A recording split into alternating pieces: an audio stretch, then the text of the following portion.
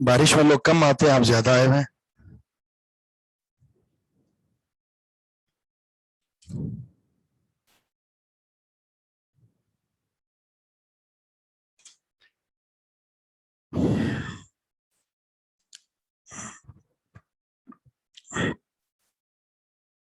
अस्सलामु अलैकुम वरहमतुल्लाहि वबरकातुहू। अल्हम्दुलिल्लाहि रब्बिल आलमीन वल आक़िबतु लिल मुत्तक़ीन वस्सलातु वस्सलामु अला अशरफिल अंबियाइ वल मुरसलीन, अम्मा बाद। क्लास तो नहीं हुई थी, मतलब हमने वक़दा रब्बु से ही पढ़ना है ना।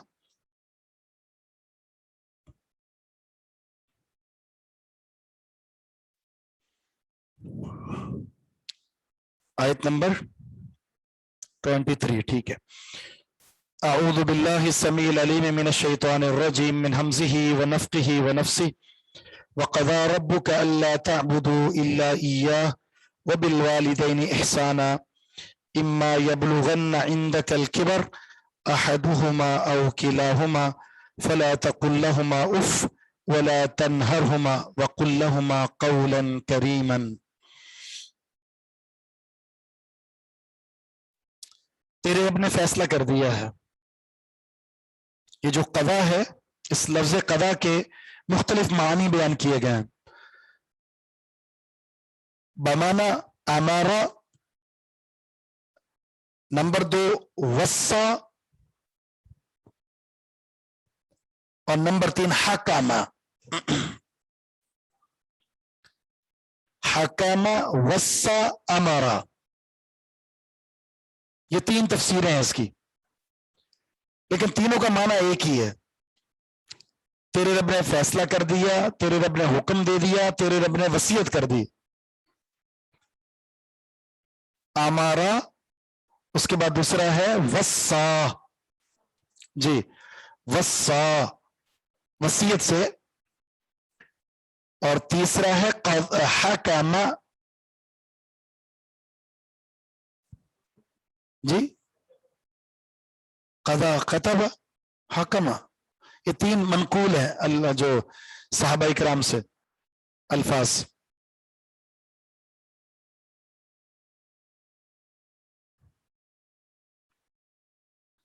लेकिन तीनों में अगर माने में देखें तो ये माना मुतरादिफ हैं, हम माना है ये अल्फाज।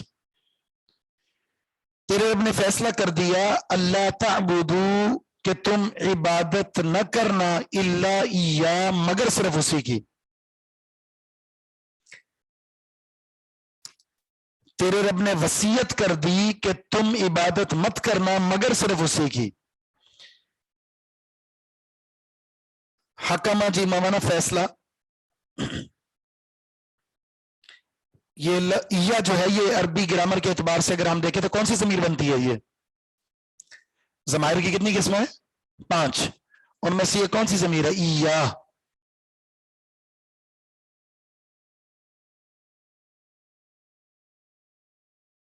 ज़मीर का नाम बताएं।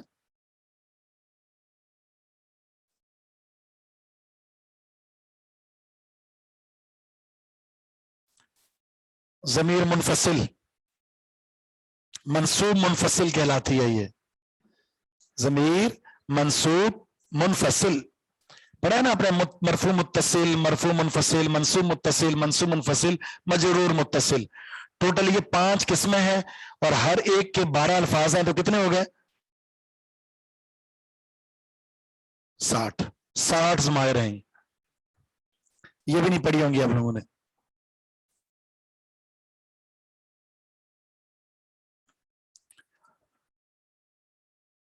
वबिल वालिदैन एहसाना, और दूसरी वसीयत, दूसरा हुक्म, दूसरा फैसला यह कि वालिदैन के साथ एहसान करना है। एहसान, हुस्न सुलूक। एहसान के बहुत सारे, मोहसिन, एहसान के 4 मानी आपको बता चुके हैं। उनमें से यहां जो माना है ना, हुस्न सुलूक का,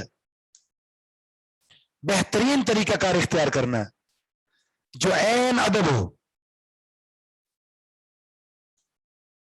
उसकी एक मिसाल यहां जिक्र की है।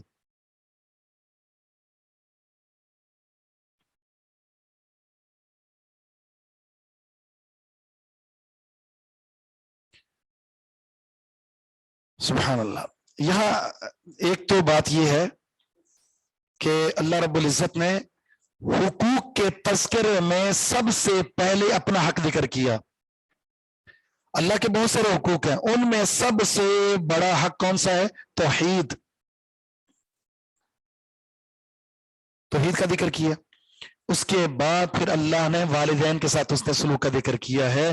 یہ جو قربت ہے نا حقوق میں، حق کے ساتھ والدین کا حق، اور بہت سارے حقوق ہیں لیکن قرآن میں اس کی مثال کئی جگہ آپ کو نظر آئے گی. اس کے پیچھے حکمت کیا ہے؟ حقوق العباد میں بہت ساروں کے حقوق ہیں، لیکن اس کی کیا وجہ ہے کہ اللہ نے اپنے حق کے ساتھ اس کو ذکر کیا، حق توحید کے ساتھ. اس کی وجہ یہ ہے کہ اللہ کی بندگی ہم نے کیوں کرنی ہے؟ کیونکہ وہ ہمارا رب ہے، وہ ہمارا مربی ہے. حقیقی رب ہے نا، وہ حقیقی مربی اللہ ہے جو ہماری پرورش کرتا ہے، ہماری ہر ضرورت کو مہیا کرتا ہے، ہماری پریشانیوں کا ازالہ فرماتا ہے، ہمیں مشکلات سے نکالتا ہے، جو ہماری ضرورت ہوتی ہے وہ ہمیں عطا کرتا ہے. اس لیے ہم اس کی بندگی کرتے ہیں. اللہ نے قرآن کریم میں آپ کو جا بجا یہ نظر آئے گا اپنی توحید کے لیے دلیل بنایا ہے توحید ربوبیت کو. یا ایھا الناس اعبدوا ربکم الذی خلقکم، تمہارا خالق ہے. الحمدللہ رب العالمین، توحید ربوبیت کو دلیل بنایا ہے توحید الوہیت کے لیے. تو ربوبیت کی ایک ادنا شکل والدین میں موجود ہے. کیوں؟ والدین کیا کرتے ہیں؟ پالنا، اپنے دکھ درد میں اپنے بچوں کا ساتھ بڑھ کر دینا. بلکہ بسا اوقات تو ایسا ہوتا ہے کہ ماں باپ اپنی تکلیف کو اولاد کی وجہ سے بھول جاتے ہیں. اپنی ضرورت سے مقدم اولاد کی ضرورت ہوتی ہے ان کے نزدیک، اپنی خواہش کو وہ بھول جاتے ہیں اولاد کے لیے، حتیٰ کہ جو ان کے بس میں نہیں ہوتا وہ بھی پورا کرنے کی کوشش کر رہے ہوتے ہیں. اس لیے ایک ربوبیت کی ایک شکل ہے. تو اللہ رب العزت نے اپنے حق کے ساتھ ان کا حق ذکر کیا ہے. اور پھر ماں باپ میں سب سے زیادہ مقدم کون ہے؟ ماں.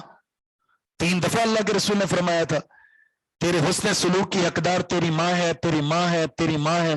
پھر کہا تیرا باپ. اس کی بہت ساری وجوہات ذکر کی گئی ہیں. ایک جگہ حدیث میں آتا ہے اللہ تعالیٰ نے ماؤں کی نافرمانی کو حرام کر دیا ہے. کیا باپ کی نہیں ہے؟ باپ کی بھی ہے، لیکن ماں کا ذکر کیا ہے. تو اس کی 2 وجوہات ہیں. ایک وجہ یہ ہے کہ ماں کے اندر شفقت ہوتی ہے، ماں کے اندر لطافت ہوتی ہے، مودت ہوتی ہے. اس کا ناجائز فائدہ اٹھاتی ہے اولاد، اس لیے خصوصی حکم دیا ماں کا. باپ کے اندر کیا ہوتا ہے؟ روب ہوتا ہے، ڈر ہوتا ہے، خوف ہوتا ہے. اور اولاد اس ڈر خوف کی وجہ سے باپ کے ساتھ وہ بدسلوکی نہیں کرتی جو ماں کے ساتھ کر جاتی ہے. وہ ایک تو یہ اس کی نرمی اور اس کی سختی. اس لیے اللہ تعالیٰ نے ماں کی نافرمانی اور ماں کے حقوق کو مقدم رکھا ہے. دوسری وجہ اگر ان دونوں میں تقابل کیا جائے تو ماں تربیت کے تعلق سے اور تکلیف کے تعلق سے باپ سے زیادہ مشکلات سے دوچار ہوتی ہے. اولاد کے تعلق سے جو مشکلات ماں کو سہنی پڑتی ہے وہ باپ نہیں سہتا، اگرچہ وہ بھی اپنی جگہ پر سہتا ہے لیکن وہ مصائب نہیں ہے. اس وجہ سے اللہ رب العزت نے ان کے حق کو مقدم کیا ہے. باقی دونوں جنت ہیں، دونوں جہنم ہے. آپ کے لیے دونوں جنت اور دونوں جہنم ہے. خدمت کرو گے جنت مل جائے گی، دونوں کی نافرمانی کرو گے، بدسلوکی کرو گے، یہ جہنم ہے. بعض سلف کے بارے میں آتا ہے جب کسی ایک ماں کا یا باپ کا انتقال ہوتا تھا تو اس وجہ سے روتے تھے کہ میری جنت کا ایک دروازہ بند ہو چکا ہے. ظاہر ہے ان کی خدمت کر کے انسان جنت پاتا ہے، اور جب ایک دنیا سے اس کا انتقال ہو چکا، رخصتی ہو چکی ہے، تو جنت کے جو 2 راستے ہیں ان میں سے ایک راستہ بند ہو چکا ہے.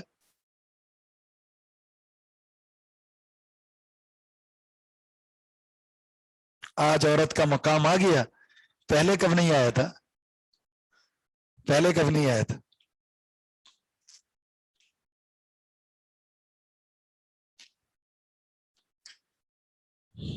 چلے آپ کو بھی موقع مل گیا.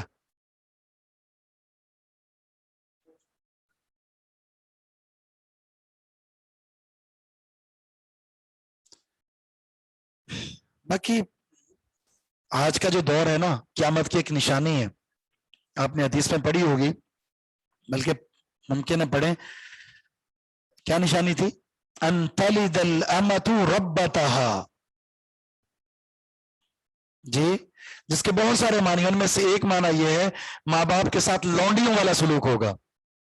اور حقیقت پڑھے لکھے مطلب جو زیادہ پڑھ جاتا ہے نا دین کو چھوڑ کر, پھر وہ لونڈیوں جیسا سلوک کرتا ہے. جو دین پڑھ لیتا ہے پھر وہ لونڈی جیسا سلوک نہیں کرتا. اپنے آپ کو غلام یا لونڈی بنا لے گا, لیکن ماں باپ کے ساتھ یہ سلوک نہیں کرتا.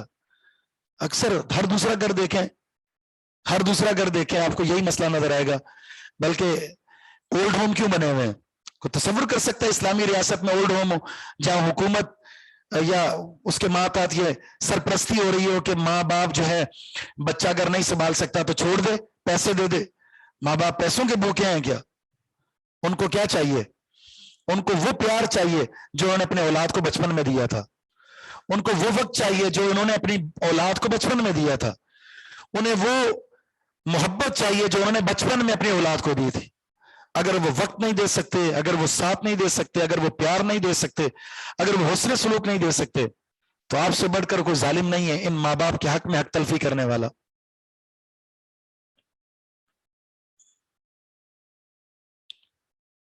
اکثر خبریں ہم پڑھتے ہیں ماں باپ کو قتل کر دیا, ماں باپ کو گھر سے باہر نکال دیا, ماں کو مارا پیٹا, اس طرح کی خبریں ہم پڑھتے ہیں.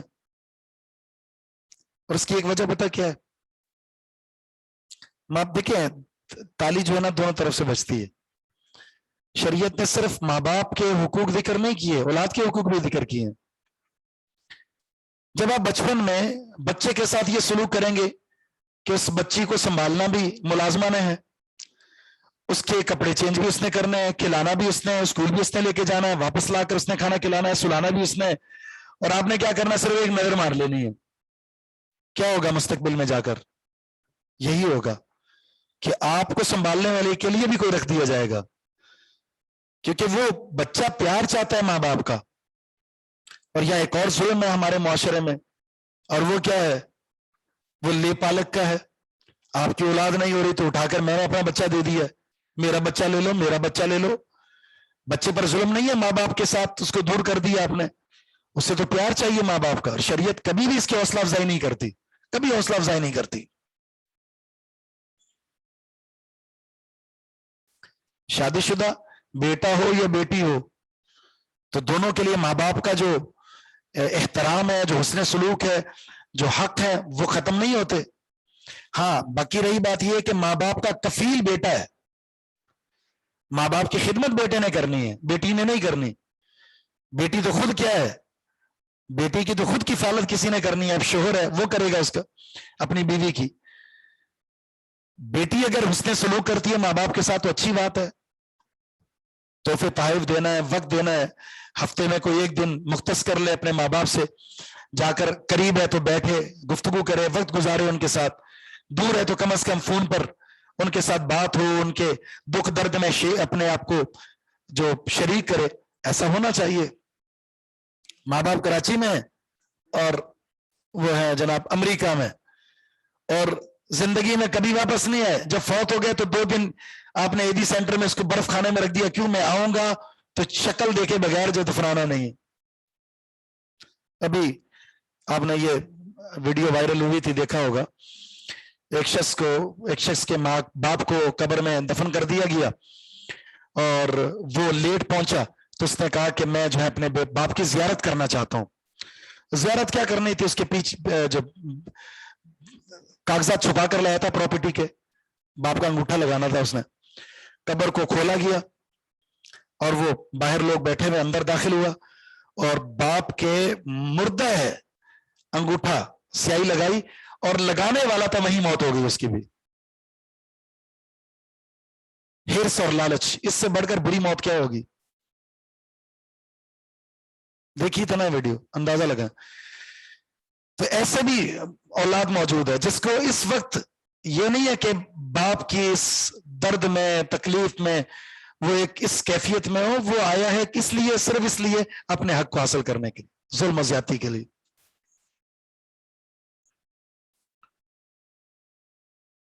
پھر جنازے کی دعا نہیں آتی، جنازہ پڑھنا نہیں آتا، پھر استغفار نہیں ہے، کچھ بھی نہیں ہے۔ مرنے کے بعد ایسے بھی واقعات آئے ہیں کہ ابھی تدفین نہیں ہوئی لیکن وراثت پر جھگڑا شروع ہو گیا، تدفین ہوئی ہے تو آتے ہی جھگڑا شروع ہو گیا۔ یہ وہ نالائق اولاد ہے جس کو آپ نے دنیا تو دے دی لیکن دین نہیں دیا، اپنے ساتھ ظلم ہے یہ۔ اور یہاں جو تعلیم دی جا رہی ہے اس کی کوئی مثال کہیں نہیں ملتی جہاں یہ مثال دی۔ ایسا ادب اختیار کرنا ہے آپ نے، ایسا ادب اختیار، ہو سکتا ہے کوئی بہت ہی اعلیٰ قسم کے بچے ایسے ہوں جو اس آیت پر پورا اترتے ہوں۔ آیت کیا؟ اما یبلغن، اگر پہنچ جائے، اندہ کا تیرے پاس، بلغا یبلغ کا معنی تو پہنچنا، یبلغن یہ تاکید کا ضمیر ہے۔ اگر پہنچ جائے تیرے پاس بڑھاپے کو، احدہما ان میں سے کوئی ایک، کبر بڑی عمر کو کہتے ہیں، کوئی ایک بڑھاپے کو پہنچ گیا ہے، او کلاہما یا دونوں پہنچ گئے، کوئی ایک بوڑھا ہے، ماں یا باپ یا دونوں بوڑھے تیرے پاس ہے، فلا تقل لہما اف، ان دونوں کو اف تک نہیں کہنا۔ اف کلام عربی میں سب سے ہلکے درجے کا وہ کلمہ ہے جس میں آپ اظہار افسوس کرتے ہیں، اظہار افسوس کسی پر سب سے ہلکا ترین درجہ یہ اف کا، شریعت نے کہا اف تک بھی نہیں کہنا آپ نے۔ اور یہ کس تناظر میں ہے؟ یہ تناظر یہ ہے کہ پیچھے آپ ذکر کر چکے ہیں، پڑھ چکے ہیں آپ، کہ جب کوئی بڑھاپے میں ہوتا ہے نا، لِكَيْ لَا يَعْلَمَ بَعْدَ عِلْمٍ شَيْئًا، کیا مطلب تھا اس کا؟ وہ جاننے کے بعد بھی کچھ نہیں جانتا، یعنی آپ نے کھانا دیا ہوگا نا تو بولے گا مجھے کھانا ہی نہیں دیا۔ آپ نے ابھی اس کو اس کے سر دھوایا ہے، آپ نے ابھی اس کے کپڑے چینج کروائے ہیں، آپ نے ابھی اس کا سر جو ہے وہ صاف کیا ہے، کیا بولیں گے؟ آپ نے میرا سر ہی صاف نہیں کیا۔ کیوں؟ اچھا ان کا قصور نہیں ہے، یہ عمر ہی ایسی ہے، جس عمر میں جب بچہ چھوٹا ہوتا ہے وہ بار بار رو رہا ہوتا ہے، ماں فیڈ کرا رہی ہے وہ بار بار رو رہا ہے، باپ بار بار جہاں سے روکا جا رہا ہے وہ کام کر رہا ہو، کیونکہ بچپنا ہے جی، بچے نے وہ کرنا ہے۔ تو بڑھاپے کے اندر بھی ماں باپ اس بچپن میں واپس لوٹ آئے۔ اب یہ ہے کہ اب آپ کی باری ہے، پہلے ان کی باری تھی، آپ کی خدمت کی ہے، اب آپ نے بار بار اس کی جو ماں باپ کی باتیں ہیں ان باتوں کو برا نہیں ماننا۔ ایک جملہ آپ سے بار بار پوچھ رہے ہیں، 3 دفعہ پوچھا، بیٹا یہ بتاؤ، بیٹا یہ بتاؤ، بیٹا یہ بتاؤ، تو آپ کو غصہ ضرور آئے گا کہ ایک دفعہ بتا تو دیا ہے، کیا سر کھا رہے ہیں آپ، یہ غصہ آئے گا۔ لیکن جس غصے سے پہلے سوچ لینا کہ بچپن میں نے اسی طرح ستایا تھا، یہ تو 3 دفعہ ہوگا، ہو سکتا ہے میں نے 10 دفعہ وہ کام کیا ہو جس سے ماں باپ نے روکا ہے۔ تو آپ کو کیا کرنا ہے؟ اپنے بچپن کو یاد کر کے ان کے بارے میں اس جملے کو یاد رکھنا، فلا تقل لهما اف، اف تک نہیں کہنا آپ نے، بلکہ اس کے مقابلے میں کیا کہا؟ ولا تنہرهما، اف تو اف بھی نہیں کہنا اور ڈانٹنا بھی نہیں ہے۔ آپ کو بہت زیادہ تکلیف ہوگی بڑھاپے کے اندر، ہو سکتا ہے کپڑے خراب ہو جائیں ان کے، ہو سکتا ہے جو چیز دی وہ گرا دیں، ہو سکتا ہے کہ آپ کی چادریں خراب کر دیں، وہ ہو سکتا ہے کہ گھر کے ماحول کو آپ سمجھیں کہ بہت میں نے خوبصورت بنایا ہے، یہ گندا کر رہے ہیں اس ماحول کو، خاموش ہو جائیں۔ گھر کی زینت یہ کلر نہیں ہے، یہ پردے نہیں ہے، یہ قالین نہیں ہے، گھر کی خوبصورتی یہ ماں باپ ہے۔ جو برکتیں ان بزرگوں کی وجہ سے آتی ہیں وہ برکتیں کسی اور چیز سے نہیں آ سکتی۔ اور یہ رحمت کا سایہ جب جاتا ہے تو پھر آپ کو احساس ہوتا ہے، یا اس مقام پر جب ہم پہنچتے ہیں تو پھر ہمیں احساس ہوگا کہ یہ چیز کتنی بڑی اور کتنی عظیم ہے۔ ڈانٹنا نہیں ہے۔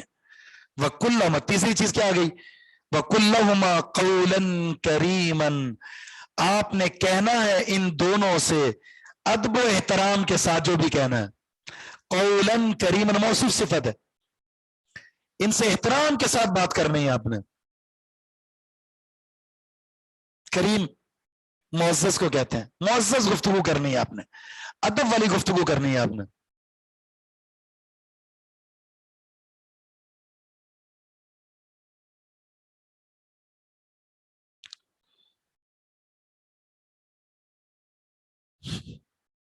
بہو بدماشی کرے اپنی ساس سے اور اس کا بیٹا چپ ہو کر دیکھے, سبحان اللہ, طرفین سے ظلم ہے. یہاں پر وہی بات ہے, کبھی ساس بہت چلاک ہوتی ہے اور کبھی بہو بہت چلاک ہوتی ہے. کبھی ساس یہ چاہ رہی ہوتی ہے کہ بیٹا بہو کا غلام نہ بن جائے, اور کبھی بہو یہ چاہ رہی ہوتی ہے کہ میرا شوہر ان کا غلام نہ بن جائے. تو یہ جنگ ہے. اب شوہر کا کمال ہے, اس کو کیا کرنا ہے, اس کو دونوں کے حقوق کما حق کو ادا کرنا ہے. اور ہمارے ہاں ایک اور جملہ بڑا عجیب سا ہے, بڑا عجیب سا ہے. شادی ہونے کے بعد سوال پہلے نہیں تھا, اب سوال کیا ہوتا ہے, میرا خدمت کرنا ان کی ذمہ داری ہے. شریعت میں ہے کہیں؟ بالکل نہیں ہے. لیکن جب کوئی بہو تمہارے گھر میں آئے گی, تمہارے ماں باپ کے گھر میں آئے گی, اور اگر وہ جملہ یہ کہہ دے تو یہ اگر آپ ان کی بیٹی بن کر رہیں گی تو وہ ان کی بیٹی بن کر رہے گی. اور یہ وہ تقابلے کی جنگ ہے, یہ مقابلہ ہے. یہاں جیسا ہوگا ویسا وہاں ہوگا. اگر میں یہ چاہ رہی ہوں میں اپنی بیٹی جو آپ کی بیٹی ہے, جو سگی بیٹی ہے, اس کو آپ بہت پیار دیں, لیکن جو بہو آ جائے اس کو اپنی بیٹی نہ بنائے, تو غلط بات ہے. یہ آپ بیٹی بنائیں گی, بیٹی کا درجہ دیں گی, تو وہ ماں کا درجہ کیوں نہیں دے گی؟ آپ اس سوچ ہی کو ختم کر دیں کہ تو میری بہو ہے, سوچ ختم کر دیں تو میری ساس ہے. اب سوچ بنائے کہ میں آپ کی بیٹی ہوں, آپ میری ماں ہیں, جیسے میں نے خدمت اپنے ماں کی ہے ویسے آپ کی کروں گی. تو دیکھیں ماحول کیسے اپنے گھر والا کیوں پیدا نہیں ہوتا. آتے ہی پہلے دن وہ دیورانی اور ساس ایسی نظر سے چیک کر رہی ہوتی ہیں کہ بیٹا آپ دیکھیں کیسے پیچھے پیچھے اپنی بیگم کے پھر رہا ہے. ظاہر ہے اس کی بیگم ہے, اس نے پرائے گھر سے اسے اپنے گھر میں لایا ہے, تو اس کی کس نے دیکھ بھال کرنی ہے. تو یہ عجیب قسم کا ماحول ہے. یہ ماحول خراب ہو رہا ہے ان ڈراموں کی وجہ سے. ہمارے ماحول کو اس میں ہوتا کیا ہے, سوائے شوہر اور بیوی کے کوئی اور منظر ہے ہی نہیں. لڑائی ہو رہی ہے ساس سے, وہ یعنی ایسے ایسے سین دکھائے جا رہے ہوتے ہیں جس کا تصور اسلامی جو تہذیب کر ہی نہیں سکتی, بگاڑ دی ہے. ان کو اس کے علاوہ کوئی اور ڈرامہ آتا ہی نہیں ہے. ڈرامے باز نے ڈرامے بازی کے علاوہ کرنا کیا ہے, یہی ہے. اور ہم نے شوق سے دیکھنا ہوتا ہے, نتیجتاً بچے بھی برباد ہو گئے, سب گھر اجڑ گئے. شرح طلاق اس حد تک بڑھ چکی ہے کہ تصور نہیں کیا جا سکتا. یعنی وکیل ایک دور تھا, وہ آج سے 20 سال پہلے کہتے تھے 5% طلاق کے مسائل, اب 95% صرف طلاق ہے, ہمیں کوئی اور کام ہی نہیں ہے. اور مفتیین کے پاس اتنی بڑی جلدیں ہیں جس کو کھولیں تو اس میں سے صرف 1-2 صفحے ایسے نظر آئیں گے جس میں کوئی اور مسئلے کا فتویٰ وغیرہ, سارے طلاق ہیں, سارے طلاق. صبح شام ہمارے پاس وہ جو سوالات ہیں طلاق طلاق طلاق ہو رہی ہے, ہو چکی ہے. وجہ کیا ہے؟ وجہ صرف یہ ایک ڈرامے, اور دوسرا کیا ہے, ساس نے اس بہو کو قبول نہیں کیا, یا جو دیورانی ہے اس نے اس کو اپنی بہن نہیں سمجھا, یا پھر اس نے آ کر اپنے شوہر کو بس الگ تھلگ کرنے کی فرمائش کر دی. ہر کوئی اگر اپنی ذمہ داری ہے نا, دیکھیے شریعت میں حقوق تقسیم کر دیے گئے ہیں. ماں باپ کے حقوق ہیں, شوہر کے حقوق ہیں, بیوی کے حقوق ہیں, بہن کے حقوق ہیں, بیٹی کے حقوق ہیں. ہر ایک نے اس کا حق ادا کرنا ہے. اچھا آج جنگ کیا ہے؟ کون سی جنگ ہے؟ حقوق کے تعلق سے کون سی جنگ ہے؟ آپ بتائیں نا جی. آج جنگ ہے میرا حق, میرا حق, جبکہ جنگ اسلام نے سوچ یہ دی ہے آپ کا حق. جب میں آپ کو آپ کا حق دے دوں گا مجھے میرا حق مل جائے گا.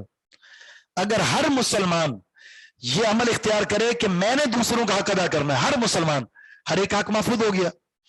جب ہر کوئی کہے گا میرا حق, نتیجہ کیا ہوگا؟ دوسروں کا حق آپ کھا جائیں گے اپنے حق کے لیے.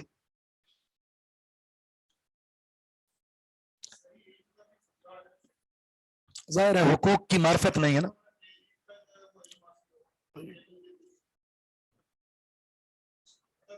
دوسرا, شادی شروع کیسے ہوتی ہے؟ ڈرامے سے.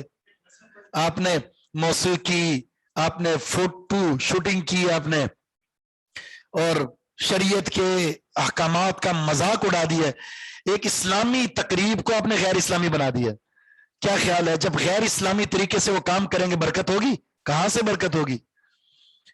جب اس کے پیچھے اسلامی احکامات ہیں، اسلام کے حقوق کو آپ نے لحاظ رکھا ہے، نتیجہ انشاءاللہ اس میں برکتیں آپ کو نظر آئیں گی، اور ایسے نظر آتے ہیں.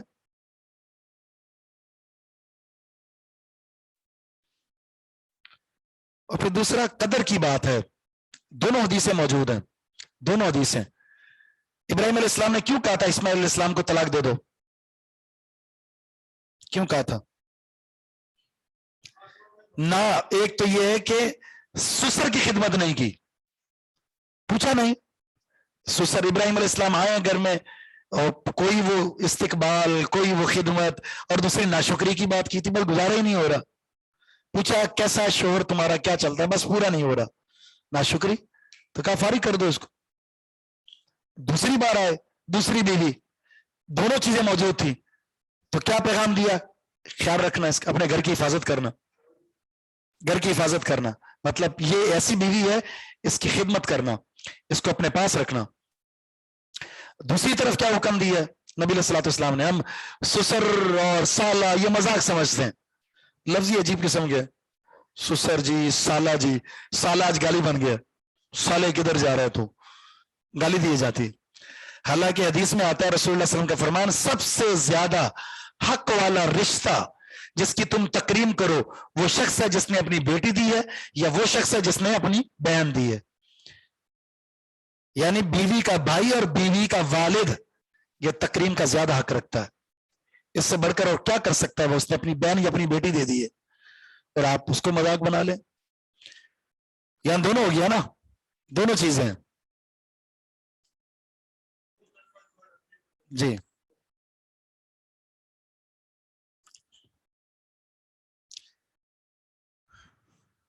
ہر گھر کے اندر ماں باپ کے ساتھ جو حسن سلوک ہے وہ برا ہے، بہت برا ہے. بیٹی ہے یا بیٹا ہے، ماں باپ کو جھڑک دینا، اونچی آواز میں بات کر لیں. بعض سلف کے اقوال پڑے ہیں، وہ گھر کے اوپر والی چھت پر نہیں سوتے تھے جب ماں باپ نیچے سو رہے ہوتے تھے، کہیں بے ادبی لازم نہ آ جائے. سوتے تھے دیوار کے ساتھ چپک کے کہ ماں باپ نیچے ہیں. جی تنہر میں جھڑکنا آ گیا نا. انداز کیسا اختیار کرنا ہے؟ اگلی آیت میں کمال درجے کی فصاحت ہے. وخفض، جھکا لیجئے، لہما، ان دونوں کے لیے، جناح ذل، عاجزی کے پر. ذل کہتے ہیں عاجزی کو، جنا کہتے ہیں پر. آپ نے دیکھا جب پرندہ اوپر جا رہا ہوتا ہے تو کیا کرتا ہے؟ پر کھلے ہوئے ہوتے ہیں، بلندی کی طرف جا رہا ہے. جب بلندی سے نیچے آ رہا ہوتا ہے تو اس کے پر جسم کے ساتھ لگے ہوئے ہوتے ہیں. اس لیے فرمایا کہ جب ماں باپ کے ساتھ آؤ تو تمہارے پر تمہارے جسم کے ساتھ لگے ہوئے ہوں، یعنی عاجزی کے ساتھ کھڑے ہونا. انداز بھی ایسا نہ ہو جس میں کبر کی چال نظر آ رہی ہو. ماں باپ کو نیچے بٹھائے ہوئے آپ اوپر بیٹھے ہوئے، ماں باپ کو سڑی ہوئی کرسی میں بٹھا دیا، آپ عالی شان کرسی میں بیٹھے ہوئے. آپ کا لباس بہت خوبصورت ہے، ماں باپ کو آپ نے بیکار سا لباس دیا ہوا ہے. آپ کا کھانا عالی شان ہے، ماں باپ کا لباس عالی شان نہیں ہے، کھانا عالی شان نہیں ہے. دوسروں کا بڑی تہذیب سکھا رہے ہیں، دوسرے بڑے پیار سے بات کر رہے ہیں، ماں باپ کی باری آئی تو بدتمیزی کے الفاظ استعمال کر رہے ہیں آپ. عاجزی، عاجزی میں کیا ہوتا ہے؟ آپ کی گردن جھکی ہوئی ہو، آپ کے ہاتھ آپ کے جسم کے ساتھ لگے ہوئے ہوں، اور ماں باپ سے بات کر رہے ہوں. یہ انداز ہوتا ہے. ماں باپ کھڑے ہوئے اور آپ بیٹھے ہوئے ہوں، بے ادبی ہے. ادب احترامیہ کھڑے ہو جائیں، ان کو بٹھائیں، آپ کھڑے ہو کر بات کریں، یا بیٹھنا چاہے تو بیٹھ جائیں. آپ نے وہ پڑھی ہے نا حدیث جس میں 3 افراد غار میں پھنس گئے تھے، اور ان میں سے ایک نے کیا کہا تھا؟ ایک دفعہ، یعنی میں ہر دفعہ ماں باپ کو پہلے کھانا دیتا تھا، اس کے بعد بیوی بچوں کو.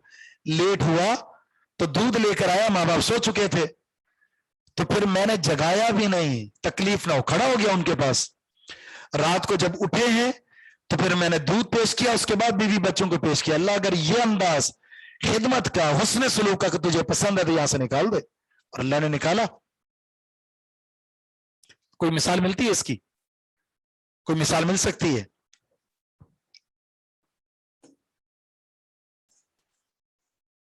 کبیرہ گناہوں کی فہرست میں کیا ہے؟ ماں باپ کو گالی دینا. اب ایک شخص نے پوچھا تھا اللہ کے رسول ماں باپ کو بھلا گالی کون دیتا ہے؟ تو آپ نے کیا بتایا تھا؟ جی ہاں، کسی اور کے ماں باپ کو گالی دی، اس نے آپ کے ماں باپ کو گالی دی، تو گویا کہ آپ نے اپنے ماں باپ کو گالی دے دی، اور یہ کبیرہ گناہ ہے. بلکہ ایک حدیث میں 4 کام ہے جس پر لعنت کی گئی ہے، ان میں سے ایک لعنت من لعن والدی، جو اپنے ماں باپ پر لعنت کا سبب بنتا ہے اس پر بھی اللہ کی لعنت ہو.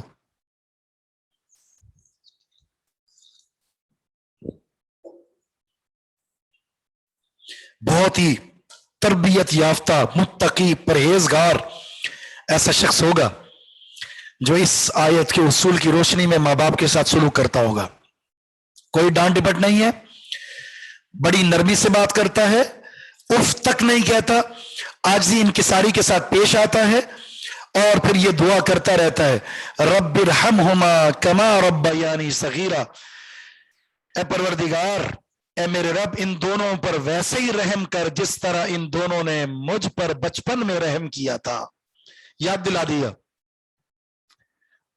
دیا کہ تم بچپن میں ان دونوں کی رحمت کے مرہون منت تھے، اب ان کو بھی تمہاری رحمت کے مرہون منت ہونا چاہیے. ایک تو دعا کرتے رہنا چاہیے، اور دوسرا اپنے بچپن کو یاد رکھیں، اور پھر سمجھ لو ان کا بچپن آنا شروع ہو گیا ہے، بچپنا شروع ہو چکا ہے. جیسا کرو گے ویسا بھرو گے.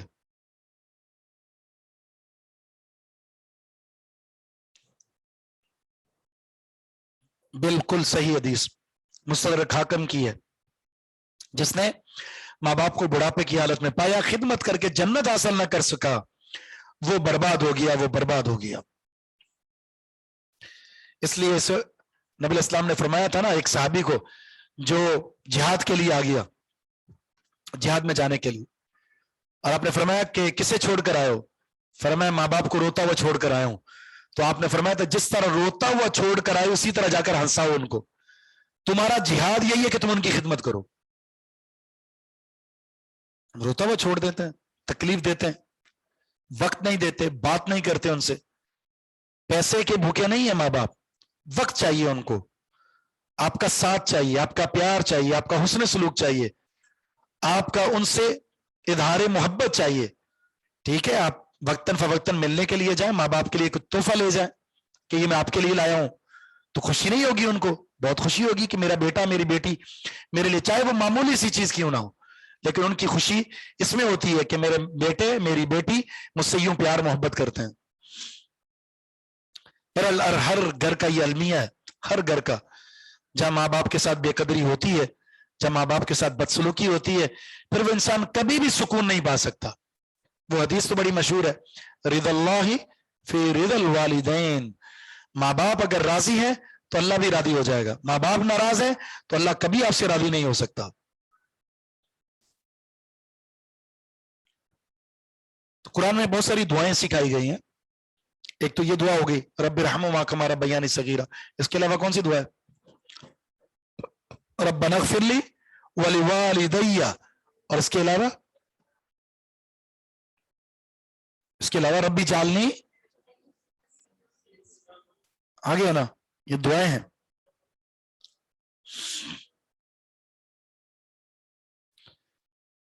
ربکم،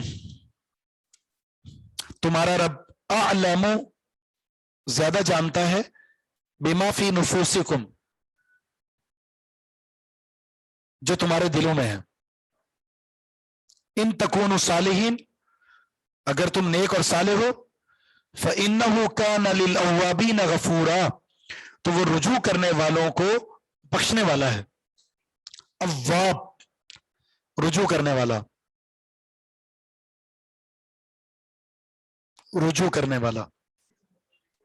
جی، پیچھے اس آیت کو توحید اور والدین کے ساتھ جوڑ دیں آپ. تمہیں اظہار کرنے کی ضرورت نہیں ہے، میں موحد ہوں، میں ماں باپ کی بہت خدمت کرتا ہوں. نیک اور صالح اللہ جانتا ہے. بھئی اپنی نیکی کا اظہار کرنا ہے، آپ نے نیکی کس کے لیے؟ اللہ کے لیے. تو اس لیے فرمایا فلا تزکوا انفسکم، اپنا تزکیہ پیش مت کرو کہ میں بس آپ کو بتانا نہیں چاہتا، میں بہت خدمت کرتا ہوں ماں باپ کی، میں اظہار نہیں کرنا چاہتا، نہ میں اظہار کرتا ہوں، الحمدللہ ماں باپ کو مہینے میں اتنا پیسے دیتا ہوں، ماں باپ کے ساتھ یہ کرتا ہوں اور یہ کرتا ہوں، میں نے کبھی کسی کے ساتھ اظہار نہیں کیا، اور کسی کو چھوڑا نہیں ہوگا جس کے ساتھ اظہار نہیں کیا اس نے۔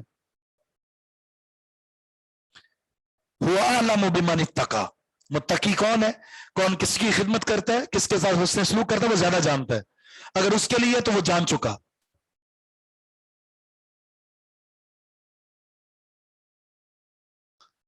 اب کس چیز کی وضاحت کرنی ہے میں نے؟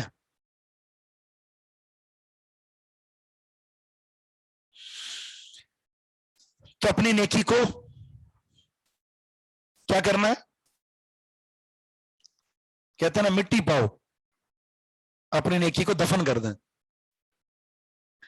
اپنے سینے میں بھی چھپا کر نہ رکھیں اسے، بھول جائیں اپنے کیا کیا ہے، کیونکہ جس کے لیے کیا ہے اس کی صفت کیا، لا یذل ربی ولا ینسا، وہ رب بھولتا نہیں ہے، اس کو نسیان نہیں ہوتا۔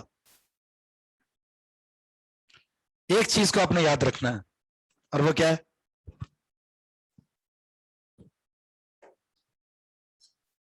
وہی چیز ہے جس کو ہم یاد نہیں رکھتے، وہ اپنے گناہ ہے،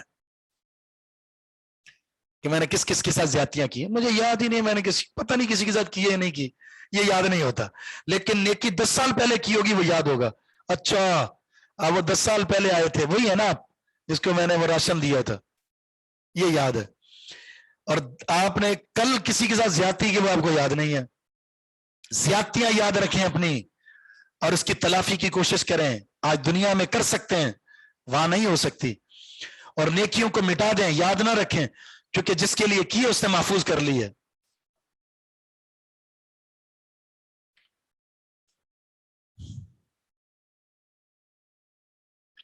یہ ربکم اس پر پیش کیوں آ رہی،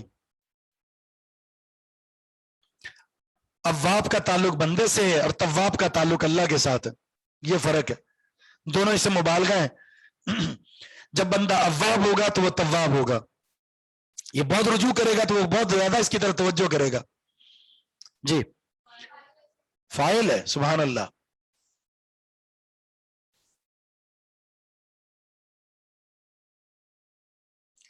فاعل کے علاوہ بھی بہت ساری چیزیں ہیں، مبتدا ہے تو فاعل کے لیے فعل چاہیے، فعل نظر آ رہا ہے آپ کو کہیں، فعل نہیں ہے نا، اچھا عالم و فعل ہے، یہ کب سے فعل بنا، عالم اس کی خبر ہے، عالم اسم تفضیل ہے،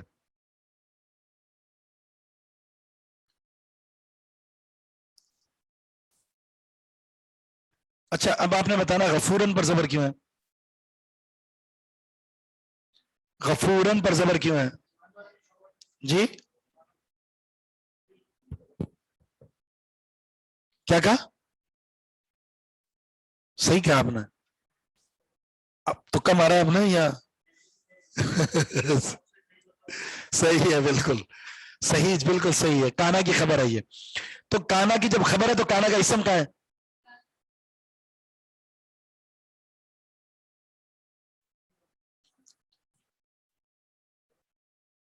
کانا کے اندر ہوا ضمیر ہے، کانا کے اندر ہوا ضمیر ہے جو رب کی طرف لوٹ رہی ہے،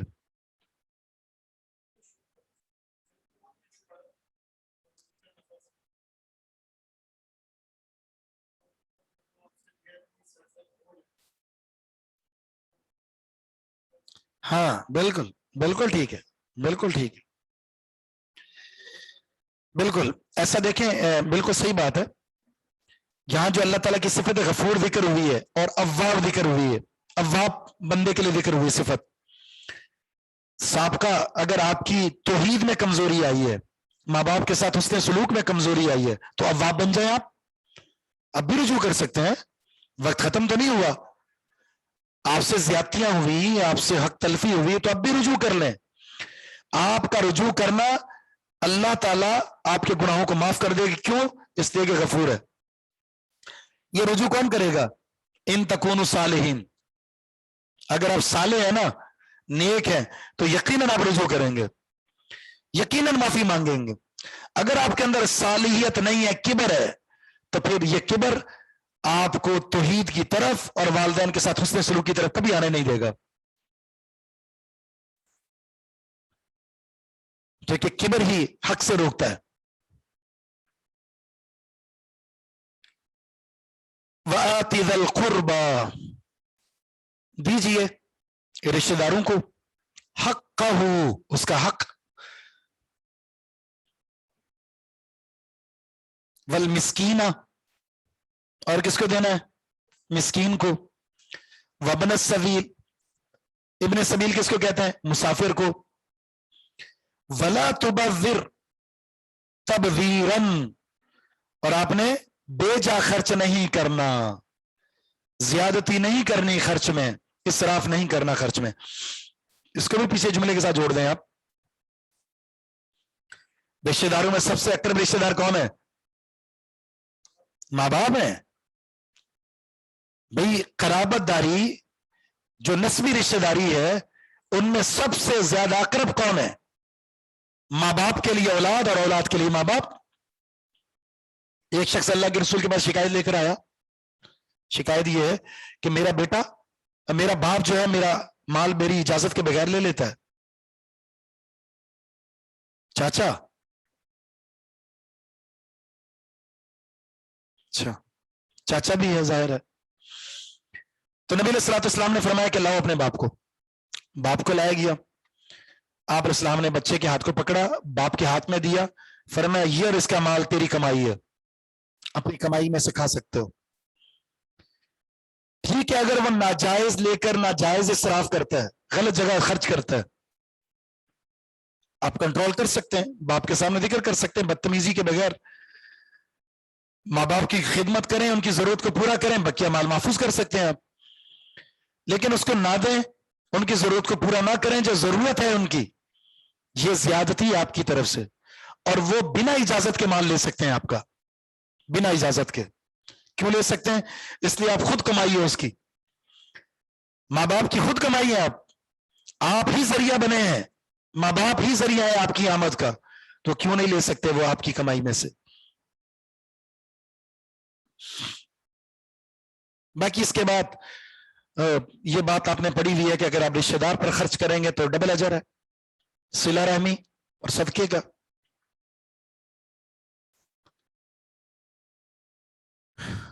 مسکینہ، مسکین کس کو کہتے ہیں؟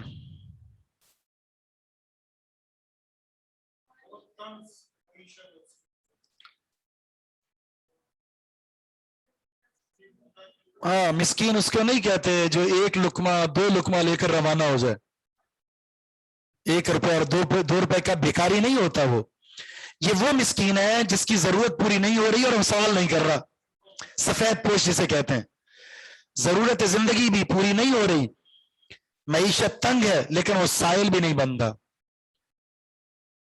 مصارف زکوٰۃ میں بھی اس کا ذکر ہے، انما الصدقات للفقراء والمساکین، عام صدقات میں بھی اس کا ذکر ہے۔ ابن سبیل کون ہوتا ہے؟ مسافر۔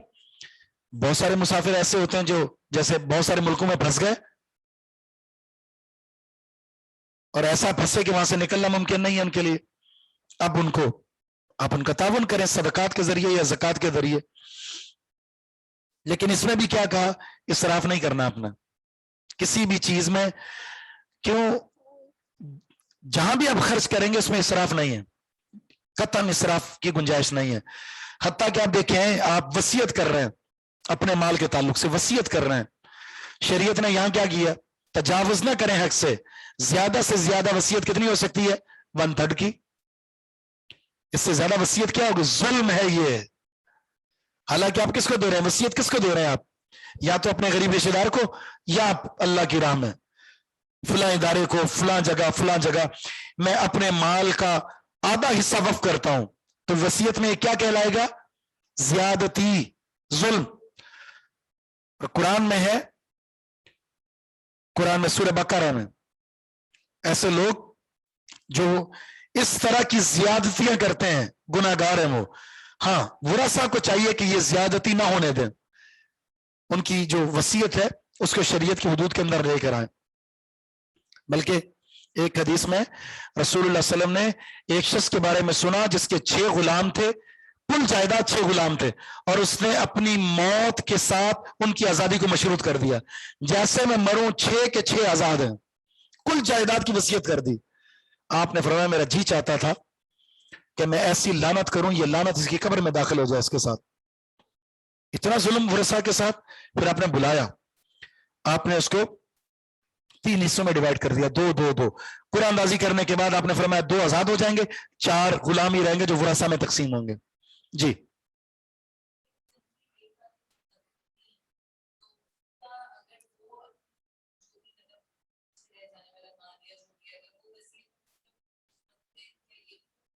وصیت میں، وصیت ان کے حق میں تو کی جا سکتی ہے، بالکل 1/3 کرنی ہے وصیت، اس سے زیادہ کر ہی نہیں سکتا وہ، بالکل۔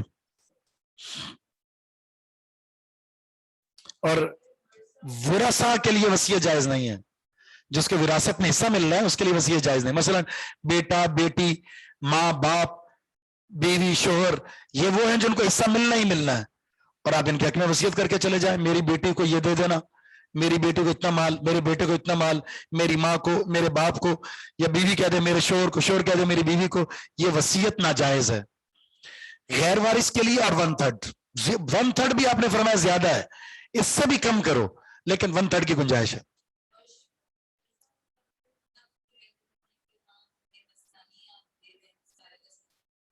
نہیں، وہ ورثہ خود ہی کریں گے، ہاں اپنی زندگی میں تو پھر برابر ہوگا، کر سکتا ہے، بالکل اپنی زندگی میں کرے گا تو برابری کے ساتھ کرے گا، میرے بھی بیٹی اور بیٹا برابر برابر ہوں گے سارے۔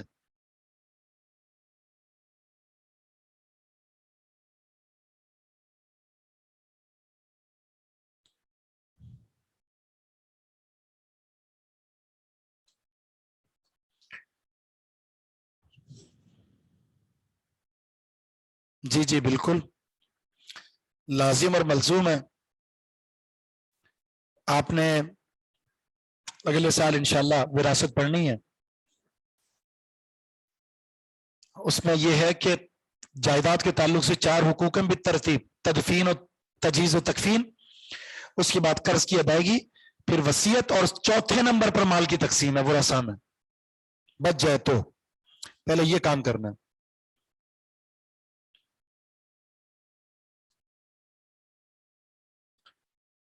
ان المبذرین کانوا اخوان الشیاطین، بیجا خرچ کرنے والے، فضول خرچی کرنے والے شیطان کے بھائی ہیں، وکان الشیطان لربہ کفورا، اور شیطان تو اپنے پروردگار کا ناشکرا ہے۔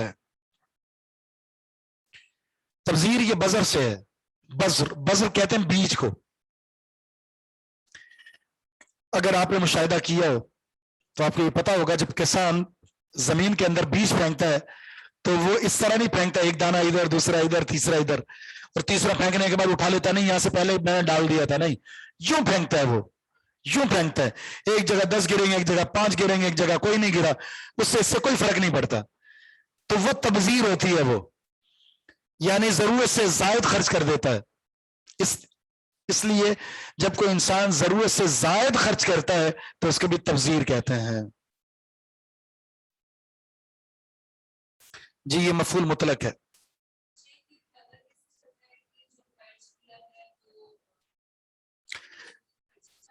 بس یہ پتہ ایسے چلے گا کہ آپ خود ہی مشاہدہ اس کا کر سکتے ہیں کہ مجھے اس کی ضرورت ہے یا نہیں، اس کے بغیر میرا گزارا ہے یا نہیں، بس۔ اور مسلمان کو قناعت سکھائی گئی ہے۔ کھانے کے تعلق سے کیا بتایا مسلمان کے لیے؟ کافر 7 آنٹیوں سے کھاتا ہے اور مسلمان 1 سے، یعنی ایک آدمی کا کھانا 2 کو کفایت کر جائے گا۔ قناعت پسند مسلمان ہوتا ہے، قناعت پسند، اور ہم نے قناعت چھوڑ دی ہے۔ یہی وجہ ہے کہ لاکھوں میں کھیلنے والے بھی کہتے گزارا نہیں ہوتا، کیوں؟ قناعت نہیں ہے۔ جن میں قناعت پسندی ہے بہت ہی محدود وسائل کے ساتھ بھی پرسکون زندگی گزار رہے ہیں۔ جب دل کے اندر قناعت آ گئی تو تھوڑا بھی کفایت کر جاتا ہے، جب اس میں اسراف آ جائے تو پھر بہت زیادہ بھی بہت کم ہے۔ آپ نے تو خصوصی طور پر دعا کی تھی اللہ سے، اللہم اجعل آل محمد، اللہم اجعل قوت آل محمد کفافا، اے پروردگار آل محمد کے معاش کو ایسا بنا دے کہ وہ قناعت کر دے۔ بلکہ ایک حدیث میں تو جامع ترمذی کے اندر تو بہت بڑی بات ہے، وہ کیا ہے؟ جس کو 3 چیزیں مل گئیں تو دنیا اللہ نے دے دی، اس کو دنیا سمیٹ کر دے دی ہے۔ ایک کیا ہے؟ جب صبح کی تو اسے کوئی تکلیف نہیں تھی، جسم میں کوئی تکلیف نہیں ہے، بیماری سے محفوظ ہے۔ دوسرا، اس کے گھر میں کوئی ٹینشن نہیں ہے، گھر میں یا ذریعہ معاش میں کوئی پریشانی کا معاملہ نہیں ہے، روڈ رستوں میں وہ دکان آ رہا ہے، آفس جا رہا ہے، کوئی پریشانی نہیں ہے اس کو۔ اور تیسرا، اس دن کا کھانا موجود ہے، صرف اس دن کا۔ حدیث کے الفاظ ہیں ہیزت لہ الدنیا، اللہ نے دنیا سمیٹ کر اس کی جھولی میں ڈال دی ہے۔ کفایت شعاری جسے کہتے ہیں، دنیا سمیٹ دی ہے۔ اور یہ اس کے لیے ہے جس میں دل کے اندر یہ چیز پیدا ہوگی، الحمدللہ، زبان پر الحمدللہ، تھوڑا سا کہا الحمدللہ، تھوڑا سا پیا الحمدللہ، تھوڑا سا پہنا الحمدللہ۔ اور یہ قناعت پیدا کیسے ہوتی ہے؟ قناعت پیدا کیسے ہوتی ہے؟ اپنے سے نیچے طبقے کو دیکھ کر۔ اوپر دیکھیں گے نا کبھی پیدا نہیں ہوگی، اوپر دیکھیں گے آپ بولیں گے میں نے اوپر جانا ہے، اور نیچے دیکھیں گے آپ بولیں گے میں بہت اوپر آ چکا ہوں۔ یہ بھی تو ہے جو بغیر جوتوں کے گھوم رہے ہیں، یہ بھی تو ہیں جو پھٹے ہوئے سوٹ پہن رہے ہیں، یہ بھی تو ہیں جو پیدل چل رہے ہیں۔ مجھے تو اللہ نے سواری دی ہے، مجھے تو اللہ نے اچھا لباس دیا ہے، مجھے تو اچھا اللہ نے کھانا پینا دیا ہے۔ ان کو تو بیچاروں کو سڑا ہوا کھانا، بہت سارے ہم دیکھتے ہیں جو کچرا کنڈیوں سے کھانا اٹھا کر کھا رہے ہوتے ہیں۔ اللہ تازہ کھانا دیتا ہے مجھے صبح اور شام، اس کے باوجود بھی زبان سے ناشکری کے جملے نکلے تو اس سے بڑھ کر کوئی بد نصیب انسان نہیں ہو سکتا۔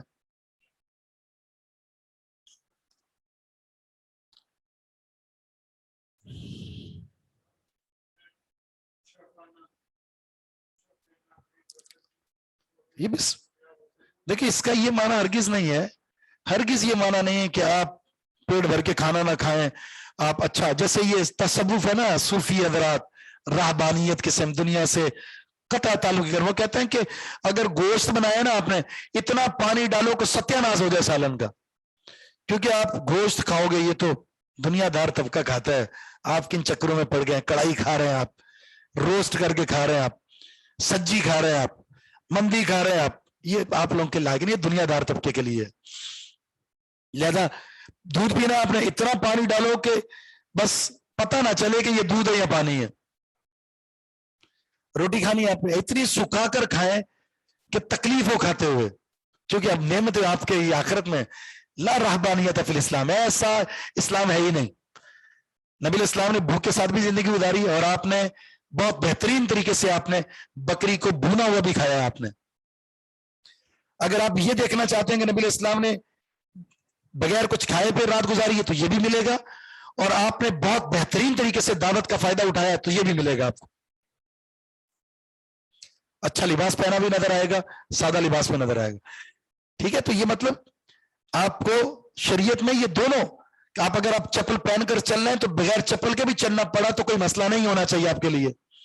لیکن جب آپ کہیں گے میں یہ کھاؤں، میں یہ پہنوں، میری شان کے خلاف ہے، تو یہ کبر ہے، یہ کبر ہے، یہ درست نہیں ہے۔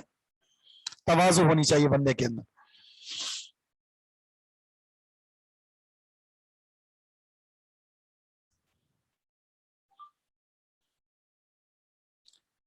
شیطان کو کفور کہا گیا، ناشکرا، تو مطلب اسراف کرنا یہ بھی ناشکری کے زمرے میں آئے گا، اللہ کی نعمت کی ناقدری ہے۔ شیطان نے ناقدری کی تھی تو آپ اسراف کر کے اللہ کی نعمت کی ناقدری کر رہے ہیں، تو ایسا نہ کریں۔ شیطان کی مماثلت اختیار کرو گے تو کیا کہلائے گا؟ بھائی، سگا بھائی نہیں تو ستیلا تو بن ہی جائے گا۔